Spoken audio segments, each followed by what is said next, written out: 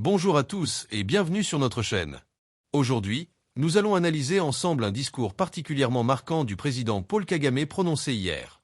Un discours qui a fait résonner des vérités que beaucoup pensent tout bas, mais que peu osent exprimer publiquement sur la scène internationale. Dans ce discours, le président rwandais aborde des questions cruciales. La souveraineté nationale, la dignité africaine, les accusations internationales concernant la situation dans l'Est du Congo, et surtout, le refus catégorique de se soumettre à une quelconque tutelle étrangère. Ce discours arrive dans un contexte géopolitique particulièrement tendu dans la région des Grands Lacs, où le Rwanda fait face à des accusations répétées concernant son implication présumée dans l'Est de la République démocratique du Congo. Mais au-delà de ces accusations, Kagame soulève des questions fondamentales sur la manière dont l'Afrique et les petites nations sont traitées sur l'échiquier international. Restez jusqu'à la fin, car nous allons décortiquer chaque aspect de ce discours, analyser son contexte et comprendre pourquoi ces paroles résonnent si fortement aujourd'hui. Le président Kagame commence son discours en abordant de front les accusations qui sont régulièrement portées contre le Rwanda concernant la situation en République démocratique du Congo. Ils prétendent que nous sommes au Congo à la recherche de minerais, que c'est cela qui cause nos problèmes avec le Congo. Ils disent que notre pays, le Rwanda, est petit et que nous voulons entrer au Congo pour l'agrandir. Ici, Kagame fait référence à un narratif qui est devenu dominant dans les médias internationaux et dans certains cercles diplomatiques. Cette accusation suggère que le Rwanda, motivé par des intérêts économiques liés aux ressources minérales abondantes de l'Est du Congo, interviendrait dans cette région pour exploiter ses richesses. Il faut comprendre le contexte. L'Est de la République démocratique du Congo est effectivement l'une des régions les plus riches du monde en termes de ressources minérales. On y trouve du coltan, essentiel pour nos smartphones et ordinateurs, de l'or, du cobalt et bien d'autres minerais stratégiques. Cette richesse a malheureusement été une malédiction pour la population locale, alimentant des décennies de conflits. L'accusation selon laquelle le Rwanda chercherait à agrandir son territoire fait référence à la petite taille géographique du pays. Avec environ 26 000 km², le Rwanda est en effet l'un des plus petits pays d'Afrique, mais aussi l'un des plus densément peuplés du continent. Mais Kagame ne s'arrête pas là. Il poursuit, mais ils essaient d'éviter le vrai problème, qu'ils connaissent aussi, et dans lequel ils sont eux-mêmes impliqués, concernant la milice Interahamwe qui se trouve au Congo. C'est ici que le président rwandais touche au cœur du problème tel qu'il le perçoit. Les Interahamwe, pour ceux qui ne connaissent pas ce terme, sont les milices qui ont perpétré le génocide des Tutsis au Rwanda en 1994.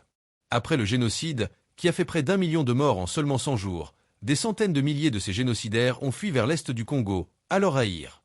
Les Interahamwe ont été installés là-bas. Les Interahamwe ont été armés, aussi bien ceux qui étaient déjà là que les nouveaux.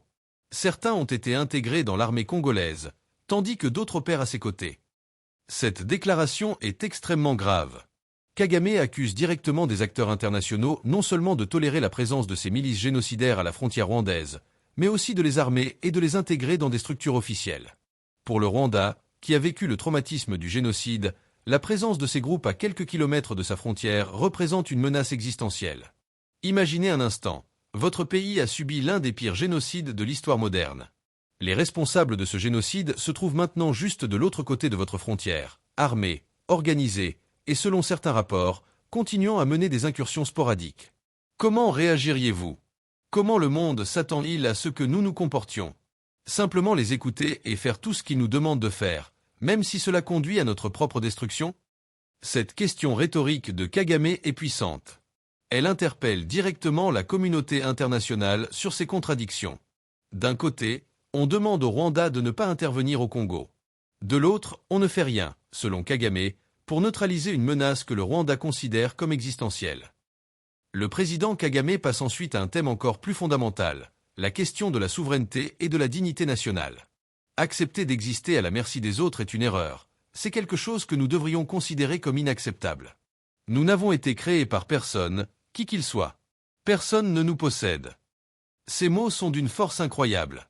Dans un monde où les rapports de force internationaux sont souvent dictés par la puissance économique et militaire, Kagame affirme un principe fondamental, l'égalité intrinsèque de toutes les nations, quelle que soit leur taille ou leur richesse. Cette position s'inscrit dans une longue tradition de leaders africains qui ont défendu l'idée que la souveraineté n'est pas quelque chose qui se négocie ou qui dépend de la bienveillance des puissances étrangères. On pense à Thomas Sankara, Patrice Lumumba, Kwame Nkrumah, et tant d'autres qui ont porté ce message de dignité et d'indépendance.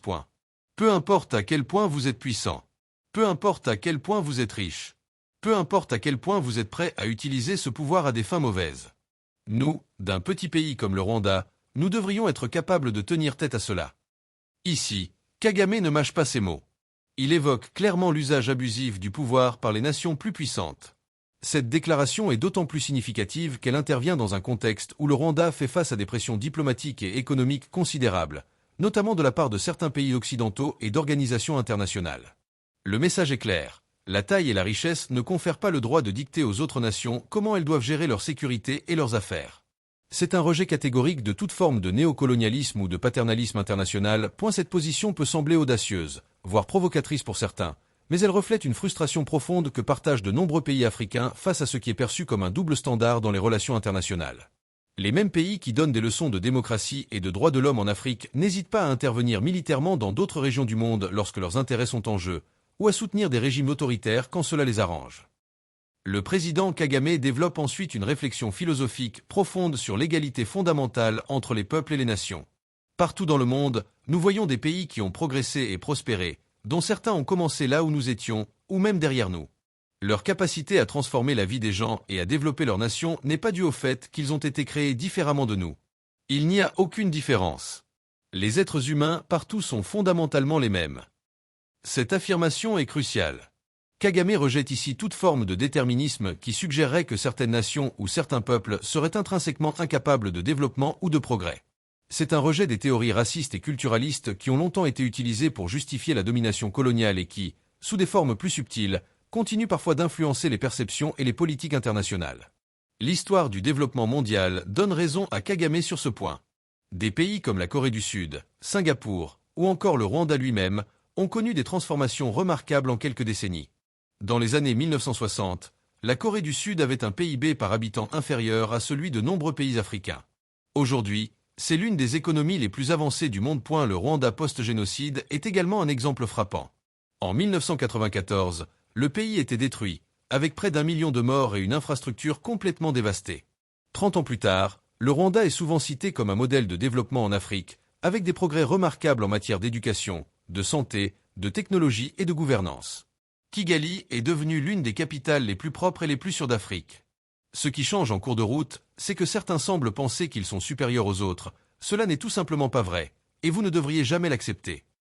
Kagame identifie ici ce qu'il considère comme le principal obstacle au développement, l'acceptation psychologique d'une infériorité qui n'existe pas. C'est une forme de colonisation mentale dont ont parlé des penseurs comme Frantz Fanon ou Steve Biko. Cette mentalité de supériorité-infériorité est pernicieuse parce qu'elle est souvent intériorisée par ceux qui sont considérés comme inférieurs. Elle se manifeste dans l'acceptation passive de conditions injustes, dans le manque de confiance en ses propres capacités, et dans la tendance à attendre que les solutions viennent de l'extérieur plutôt que de mobiliser ses propres ressources. Accepter cette idée signifie seulement choisir de rester où vous êtes, même quand ce n'est pas bon, et vous convaincre que c'est acceptable. Cette phrase est peut-être l'une des plus importantes du discours. Kagame y établit un lien direct entre l'acceptation psychologique de l'infériorité et le sous-développement. Selon lui, tant qu'un peuple accepte l'idée qu'il est inférieur ou qu'il dépend de la bienveillance des autres, il restera bloqué dans sa situation actuelle. Quelle qu'elle soit, c'est un appel à l'action, à la prise en main de son propre destin, à la responsabilité collective. Ce message résonne particulièrement fort dans le contexte africain, où de nombreux pays continuent de dépendre massivement de l'aide étrangère et des décisions prises dans des capitales lointaines. La partie la plus provocatrice du discours de Kagame concerne sa réponse aux menaces de sanctions internationales. Selon ses propres mots, « Au lieu d'être étouffé par toutes ces menaces, je serai étouffé en étant provocateur et en vous disant d'aller en enfer. » Cette déclaration, extrêmement directe et sans filtre, a fait beaucoup de bruit. Elle reflète une frustration profonde face à ce que Kagame perçoit comme l'hypocrisie et le double standard de la communauté internationale. Les sanctions sont un outil fréquemment utilisé dans les relations internationales pour exercer une pression sur les pays dont les politiques sont jugées inacceptables. Dans le cas du Rwanda, des sanctions ont été évoquées ou imposées à plusieurs reprises en relation avec la situation dans l'est du Congo. Mais pour Kagame, ces menaces de sanctions sont injustes et contre-productives. Elles ignorent, selon lui, les véritables causes du problème et la menace sécuritaire réelle que représentent les groupes armés présents à la frontière rwandaise. Cette réponse brutale aux menaces de sanctions s'inscrit dans une tendance plus large que l'on observe en Afrique et dans d'autres régions du monde. Un rejet croissant de ce qui est perçu comme l'ingérence occidentale et un désir d'affirmation de sa propre souveraineté, même au prix de confrontations diplomatiques. Le langage utilisé par Kagame est délibérément provocateur. En disant aux puissances qui menacent de sanctions des « allez en enfer », il envoie un message clair. Le Rwanda ne pliera pas sous la pression, ne se soumettra pas aux dictats extérieurs, et est prêt à assumer les conséquences de sa position. Cette posture comporte évidemment des risques. Les sanctions peuvent avoir des conséquences économiques graves pour un pays, affectant particulièrement les populations les plus vulnérables. Mais Kagame semble calculer que l'acceptation des demandes internationales représenterait un risque encore plus grand pour la sécurité nationale du Rwanda. Ce discours de Kagame soulève plusieurs questions importantes qui méritent notre attention. Premièrement, il met en lumière le dilemme fondamental des petites nations dans le système international actuel. Comment ces nations peuvent-elles protéger leur sécurité et leurs intérêts face à des menaces réelles tout en naviguant dans un système dominé par des puissances beaucoup plus grandes? Le Rwanda argumente qu'il fait face à une menace existentielle sous la forme de groupes génocidaires basés au Congo. Pour Kigali, toute action visant à neutraliser cette menace est une question de survie nationale, pas une guerre d'agression ou une tentative d'expansion territoriale. D'un autre côté, la République démocratique du Congo et une partie de la communauté internationale affirment que le Rwanda utilise cette menace comme prétexte pour intervenir au Congo et exploiter ses ressources.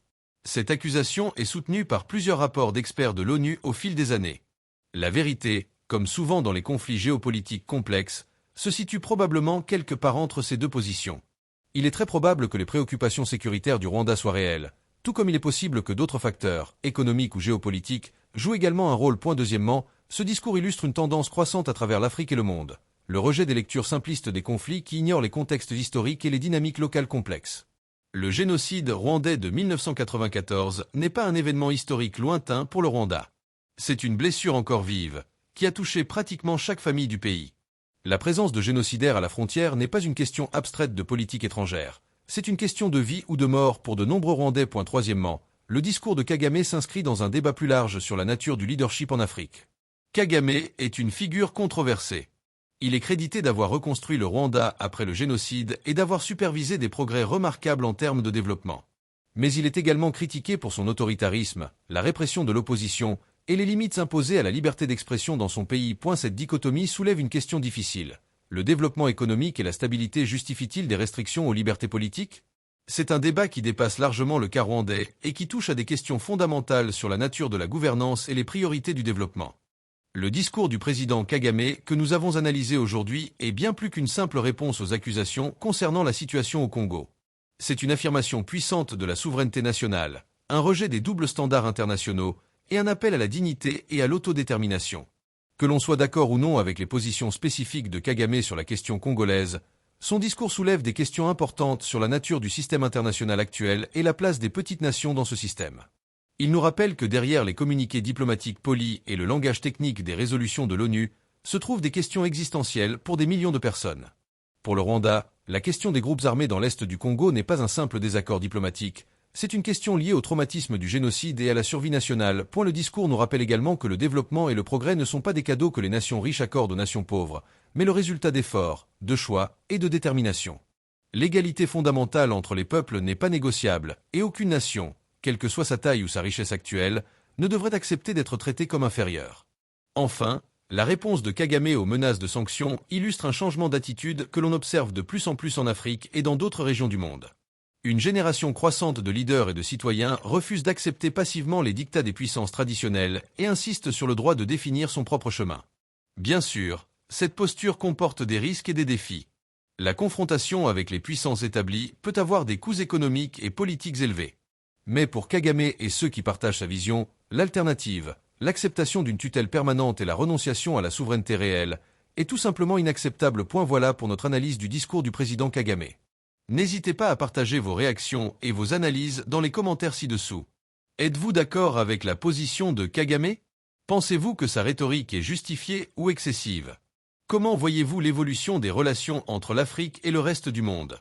Si vous avez apprécié cette analyse, n'oubliez pas de liker cette vidéo, de vous abonner à la chaîne et d'activer la cloche pour ne manquer aucune de nos prochaines vidéos. Merci de nous avoir regardés et à très bientôt.